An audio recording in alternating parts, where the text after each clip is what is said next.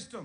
ఆ ఇష్టము ఆర్థికపరమైన ఇష్టము, డీల్స్ పరంగా ఇష్టం, రాజకీయంగా 4 శతాబ్దాలుగా చంద్రబాబు నాయుడు పడుతున్న కష్టం, శ్రమ అంతా కూడా సింగపూర్లోనే ఉంది.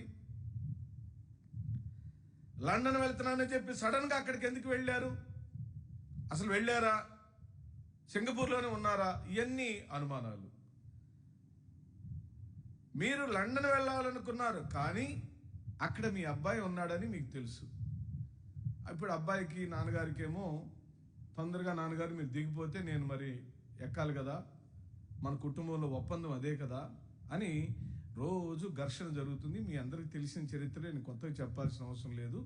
ఏ క్షణంలోనైనా చంద్రబాబు నాయుడు గారి కుర్చీకి లోకేష్ ద్వారానే గండం పొంచి ఉంది. చంద్రబాబు నాయుడు గారి కుర్చీకి గండం కాదు, ఆంధ్ర రాష్ట్రానికే గండం పొంచి ఉందని మనం చేస్తున్నాను.